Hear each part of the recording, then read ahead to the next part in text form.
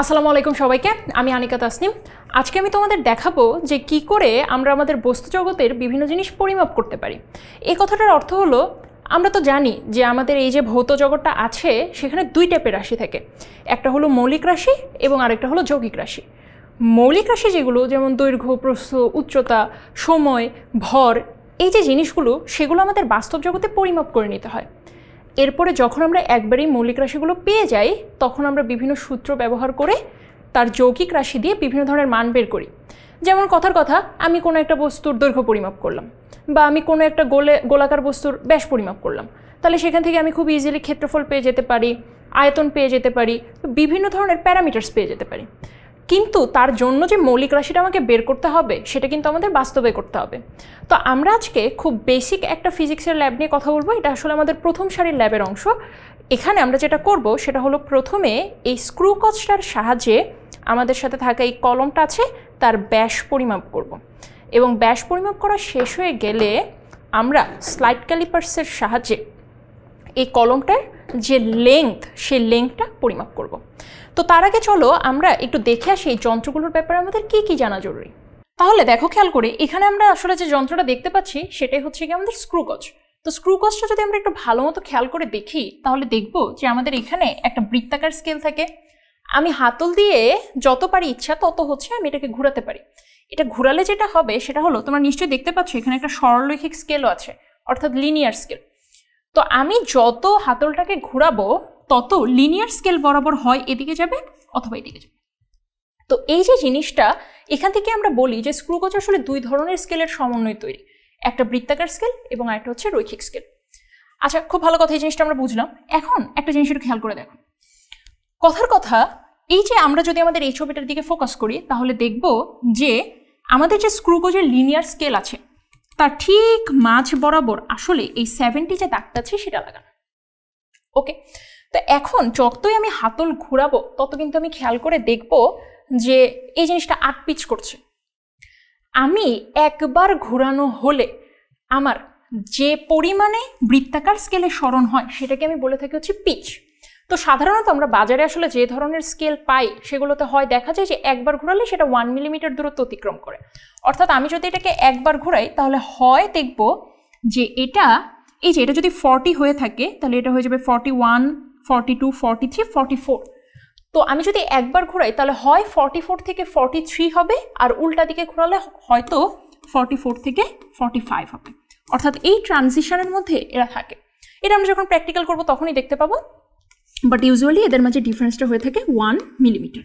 এই যে 1 মিলিমিটার, অর্থাৎ আমি যদি একবার সম্পূর্ণ এই হাতলটা ঘুরাই তাহলে আমার সরলরৈখিক স্কেল বরাবর যে দূরত্বটা অতিক্রম করে আমরা তারই নাম দিই হলো পিচ। এটা আমাদের স্ক্রু কচের একটা নিজস্ব ইউনিক প্যারামিটার। এখন এই পিচ তো আমরা জেনে গেলাম, এবার কথা হলো আমাদের কাছে যে বৃত্তাকার স্কেলটা আছে সেটা তো বিভিন্ন দাগ কাটা, এটা তো আমরা দেখতে পাচ্ছি। যেমন এই যে 60, 70, নিচে আছে 80, এরকম করে করে আমাদের টোটাল ভাগ সংখ্যা যত থাকবে আমরা যদি পিচকে সেই ভাগ সংখ্যা দিয়ে ভাগ করে দিই তাহলে যা পাবো তাই হলো লঘিষ্ঠ গণন বা লিস্ট কাউন্ট বা এলসি। তাহলে এই এলসি এর সূত্রটা কি? এলসি এর সূত্রটা হচ্ছে পিচ ডিভাইডেড বাই বৃত্তাকার স্কেল। অর্থাৎ বৃত্তাকার স্কেলে আমার যে পরিমাণ ভাগ সংখ্যা আছে সেটা দিয়ে আমরা ভাগ করে দেব। তো ইউজুয়ালি আমাদের বাজারে আসলে যে ধরনের স্কেল পাওয়া যায় দেখা যায় যে সেখানে ভাগ সংখ্যা 100 এর মতো হয়ে থাকে। ওকে, তাহলে এই জিনিসটা আমরা বুঝতে পারলাম। ওকে, এবার আমরা আরও যে জিনিসটা একটু দেখব সেটা হলো ত্রুটি। তো ত্রুটি বলতে আমরা আসলে কি বুঝি? যে কোনো যন্ত্র আমরা যখন অনেক দিন ধরে ব্যবহার করি তখন দেখা যায় যে তাদের মাঝে কিছু ত্রুটি চলে আসে। কেমন ধরনের ত্রুটি? আমরা যদি আমাদের স্ক্রু কচটা একটু খেয়াল করে দেখি তখন দেখবো এটা নাট বল্টু টাইপের, অর্থাৎ আমি যত পারি এটাকে হচ্ছে আটকানোর চেষ্টা করছি। এই কারণে দেখা যায় যে মাথাটা বা আগাটা থাকে সেটা মাঝে মাঝে ক্ষয় হয়ে যায়, সেই কারণে এই ত্রুটি দেখা যায়। তো আমরা আসলে এক্সপেক্ট করি যখন আমাদের যন্ত্রটা বানানো হয় তখন সেটা এমনভাবে বানানো হবে যাতে করে এই 0 দাগের সাথে 0 দাগ মিলে গিয়েছে, অর্থাৎ বৃত্তাকার স্কেলের 0 এর সাথে সরলরৈখিক স্কেলের যে 0 সেটা মিলে গিয়েছে। এখন ধনাত্মক ত্রুটি বলতে আমরা কি বুঝি? দেখো খেয়াল করে, ধনাত্মক ত্রুটি বলতে আমরা বুঝি এই 0টা কিন্তু এই 0-র সাথে থাকা উচিত ছিল, কিন্তু আমরা তো সেটা পাচ্ছি না। আমরা কত পাচ্ছি? 1, 2, 3। আমরা কিন্তু পাচ্ছি যে আমাদের 3-এর সাথে 0 মিলে যাচ্ছে। তার মানে কি দাঁড়াচ্ছে বিষয়টা? জিনিসটা দাঁড়াচ্ছে এরকম যে আমি এক্সপেক্ট করেছিলাম আমার 0 থাকা উচিত, কিন্তু আমি পেয়ে যাচ্ছি 3। তো আমি বেশি বেশি পেয়ে গেলাম, এটা তো আসলে উচিত হচ্ছে না। তাহলে এই যে আমি বেশি বেশি পেয়ে গেলাম, তার মানে কি পজিটিভ বেশি পাচ্ছি, এই জন্যই ত্রুটির নাম হলো ধনাত্মক ত্রুটি। আমি যদি এই ত্রুটিটাকে ঠিক করতে চাই তাহলে আমাকে মাইনাস করতে হবে, কারণ আমি তো বেশি বেশি পেয়ে গেছি। তাহলে এই যে মাইনাসটা করতে হবে, সেই জন্য আমরা বলবো এই ধনাত্মক ত্রুটির যে কারেকশন, এই কারেকশনটা হবে সবসময় নেগেটিভ, অর্থাৎ ত্রুটি যেটা কারেকশন হবে তার উল্টা।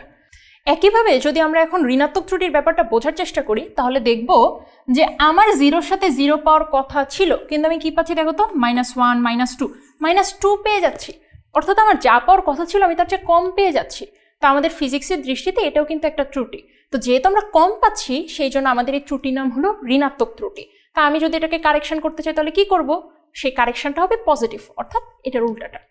তো আমরা এই ত্রুটি বিষয়টা বুঝে গেলাম। আমরা আমাদের এক্সপেরিমেন্টে যে ত্রুটি আসবে আমরা ওই জন্য হচ্ছে ত্রুটিটাকে সংশোধন করব। ওকে, তাহলে চলো এবার একটা কাজ করি। এবার আমরা এই হিসাবটাকে কমপ্লিট করার জন্য একটু টেবিলে চলে যাই এবং দেখি যে কীভাবে আসলে এটা করতে হয়।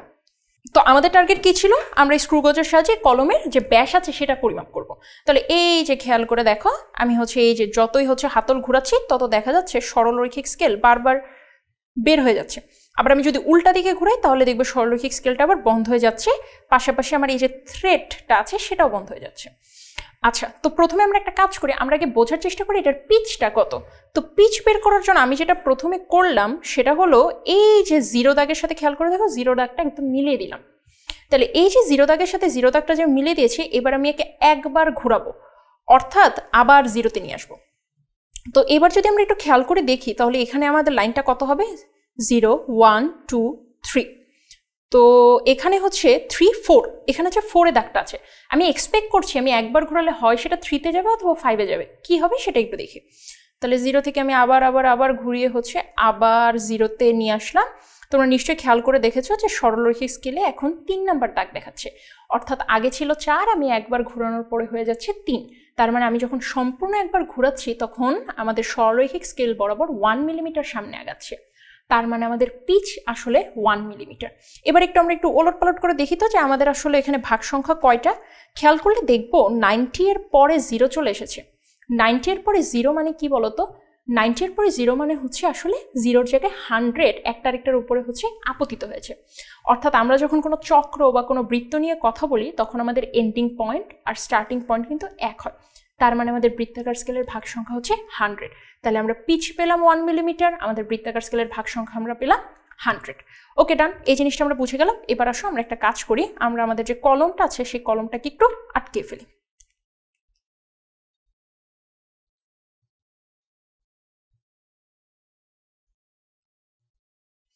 কলমটাকে আমরা এমনভাবে আটকালাম যাতে করে এটা খুব বেশি টাইট না হয়ে যায়, যাতে কলমটা আবার ভেঙে যায় এমন যাতে না হয়, আবার খুব বেশি আলগাও যাতে না হয় যে আমি এরকম করলেও পড়ে যে এরকম যাতে আলগা না হয়।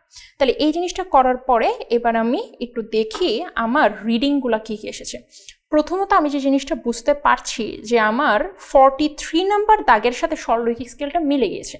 কিভাবে বুঝলাম? এটা যদি 40, এটা যদি 50 হয় তাহলে 40, 41, 42, 43 নাম্বার দাগের সাথে স্কেলটা মিলল এবং আমি আমার সরলরৈখিক স্কেলের পাঠ পেলাম 5.3।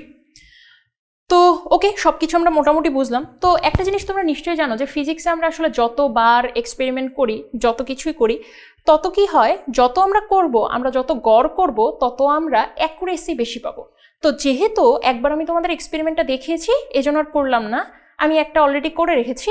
আমরা যেটা করবো সেটা হচ্ছে 2টা এক্সপেরিমেন্টের গড় দেখব। ওকে, তাহলে আমরা কি কি আসলে পেয়েছি? আমাদের রৈখিক স্কেল পার্ট ছিল হচ্ছে 5.3।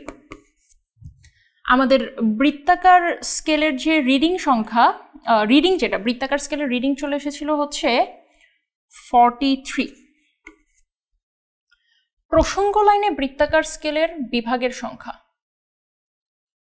ওকে, তো আমরা আসলে আমাদের প্রসঙ্গ লাইনে বৃত্তাকার স্কেলের সংখ্যা পেয়েছিলাম আমরা টোটাল হচ্ছে 100। আমরা একটা কাজ করি, প্রথমে হচ্ছে পিচটা একটু বের করে নিয়ে আসি। তাহলে প্রথমে আমরা পিচ কত পেয়েছিলাম? আমাদের পিচ ছিল 1 মিলিমিটার। আমরা কি বলেছিলাম যে আমরা যদি পিচকে বৃত্তাকার স্কেলের ভাগ সংখ্যা দিয়ে ভাগ করে দিই তাহলে আমরা যেটা পাবো সেটাই হবে লিস্ট কাউন্ট।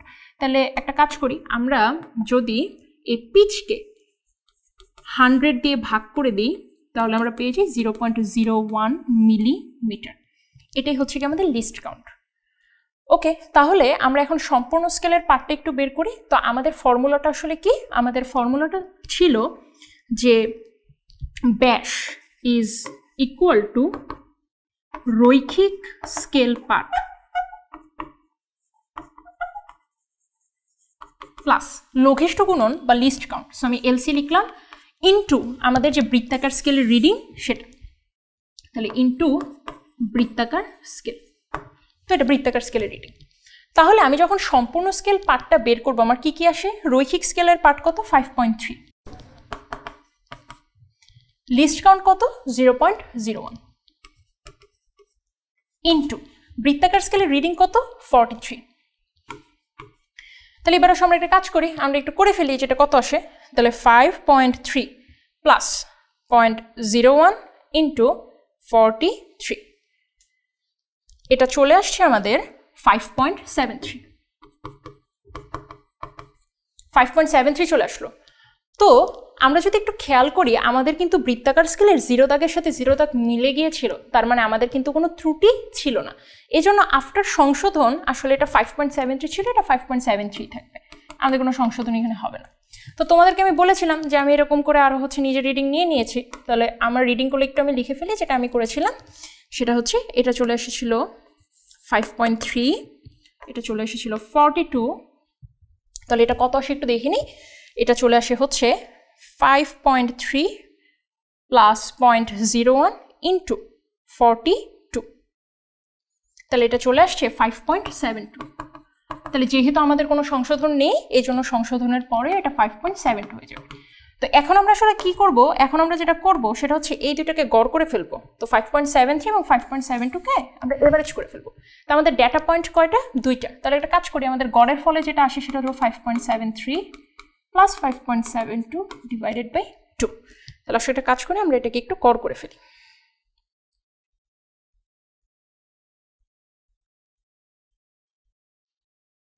ওকে, তাহলে এটা চলে আসলো আমাদের 5.725 মিলিমিটার।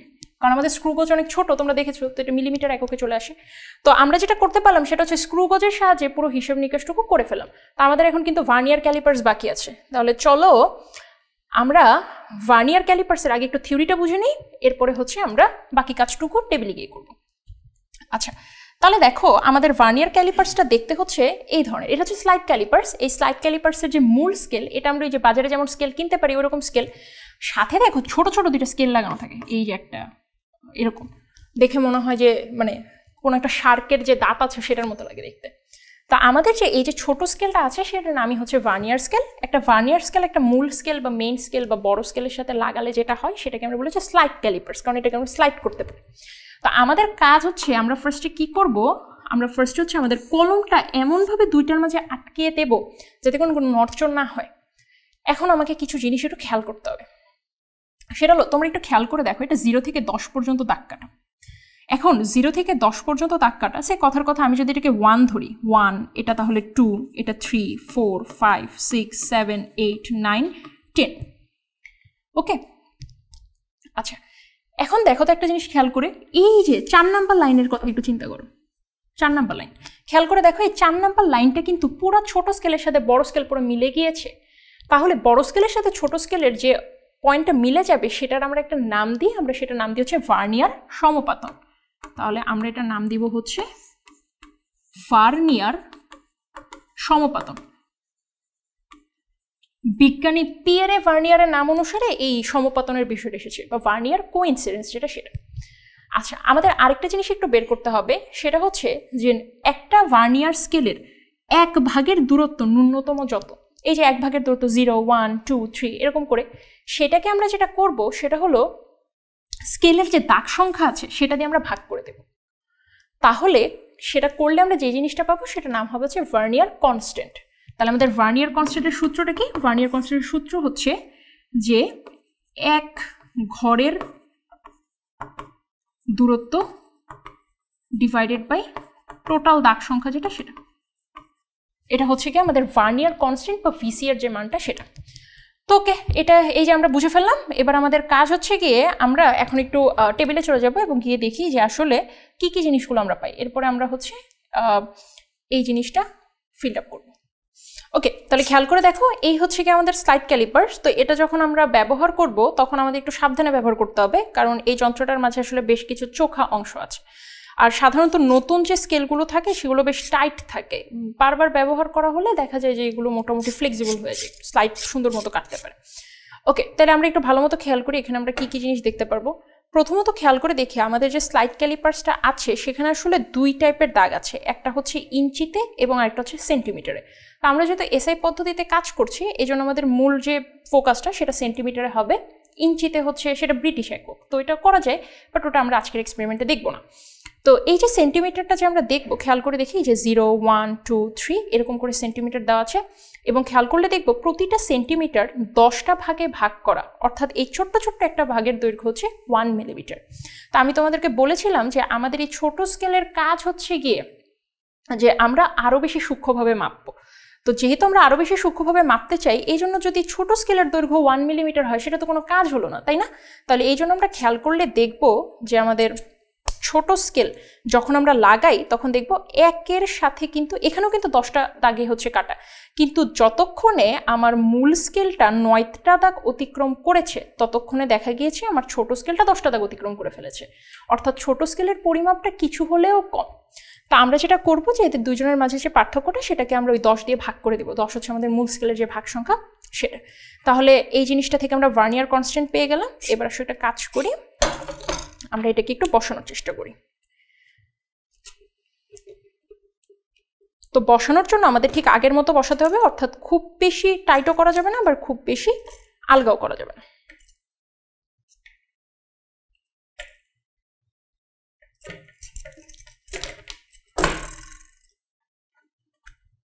তাহলে চলো একটা কাজ করি, এবার আমরা কলমটা পরিমাপ করি।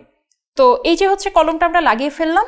তো কলমটা লাগানোর পরে এখন আমাদের কাজ হচ্ছে গিয়ে যে মূল স্কেল, এই যে ছোট ছোট স্কেল আছে সেখান থেকে আমরা কি করবো বলো তো, এই মাপগুলো নিয়ে নিব। তো আমাদের যে মূল স্কেলটা আছে খেয়াল করে দেখো, ছোট স্কেলের দাগ মূল স্কেলের 13.8 থেকে শুরু হয়েছে, অর্থাৎ এই কলমটার দৈর্ঘ্য যে 13.8 সেন্টিমিটার হবে সেটার ব্যাপারে আমরা শিওর। এখন কথা হচ্ছে 13.8 আর 13.9 এর মাঝে কতটুকু যাবে সেটা আমাদের এই ছোট স্কেল থেকে পরিমাপ করতে হবে।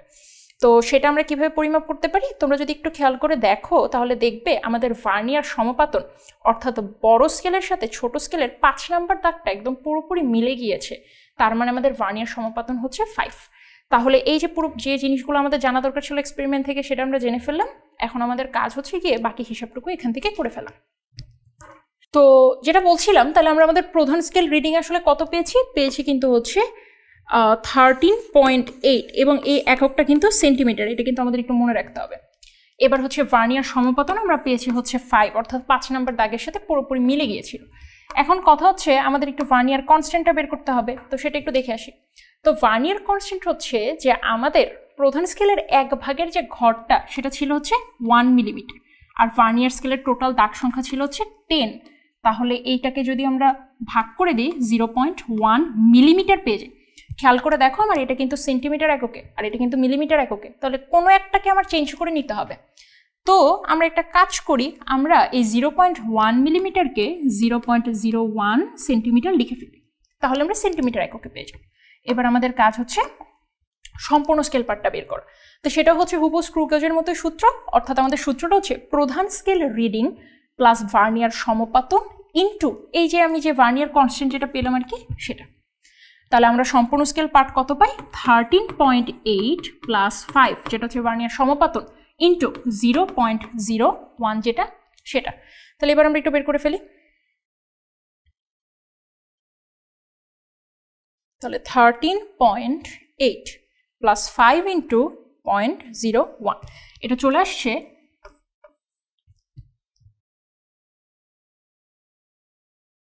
13.55 চলে আসছে।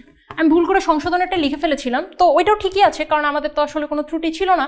তো সেই কারণে যেহেতু কোনো ত্রুটি ছিল না এই জন্য আমাদের সংশোধনটা 13.55 সেন্টিমিটারই হবে, মিলিমিটার না। এখানে কিন্তু আমাদের এককগুলো একটু দেখতে হবে। আমাদের স্লাইড ক্যালিপার্সে কিন্তু একক চেঞ্জ হয়, কিন্তু আমাদের স্ক্রু গজে কিন্তু এককের কোনো সমস্যা ছিল না। তো আমি হচ্ছে অনুরূপভাবেও 2 নাম্বার যে আমি যেটা বের করে রেখেছি, তোমাদেরকে বলেছিলাম যে আমরা যতবার গড় করব তত কিন্তু আমাদের জন্য সুবিধা, তত অ্যাকুরেসি আমরা পাবো। তো সেটা হচ্ছে কি আমি বের করে রেখেছি, তো সেটা একটু দিয়ে আমরা একটু গড়টা তাড়াতাড়ি বের করে ফেলি। এটা চলে এসেছিল হচ্ছে 13.8, এটা আমি পেয়েছি হচ্ছে 7, তাহলে এটা চলে আসে 13.8 প্লাস 7 ইন্টু 0.01, তাহলে এটা চলে আসবে 13 পয়েন্ট কত চলে আসে একটু দেখি, তাহলে 13.8 প্লাস 7 ইন্টু 0.0, এটা চলে আসছে আমাদের 13.87।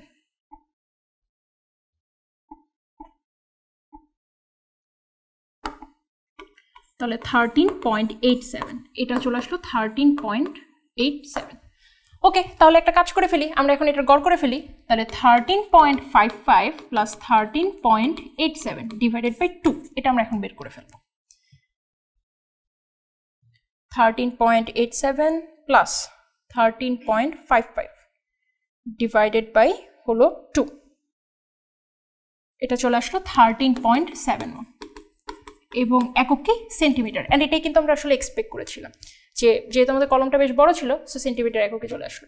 তাহলে আমরা আমাদের যে এক্সপেরিমেন্ট আজকে দেখলাম সেটা বেশ বড় ছিল, এবং সেখানে আমরা স্ক্রু গজ দেখলাম প্রথমে, সেটার সাহায্যে আমরা ব্যাস পরিমাপ করলাম, এরপর আমরা একটা কলমের দৈর্ঘ্য পরিমাপ করলাম। তো আমরা যখন আমাদের বাজারে পাওয়া স্কেলের চাইতেও আরও বেশি অ্যাকুরেসি দিয়ে কোনো বস্তুর দৈর্ঘ্য, প্রস্থ, উচ্চতা অর্থাৎ লেন্থ মেজার করতে চাই, তখন কিন্তু আমাদের এই স্ক্রু গজ, ভার্নিয়ার ক্যালিপার্স এই যন্ত্রগুলো লাগবে। তো আশা করি তোমরা সম্পূর্ণ ব্যাপারটা বুঝতে পেরেছো, এবং বুঝতে পেরেছো যে আমরা কি করে আমাদের একদম সবচেয়ে ইম্পর্টেন্ট যে মৌলিক রাশিটা সেটা বিভিন্ন যন্ত্রের সাহায্যে বের করতে পারি।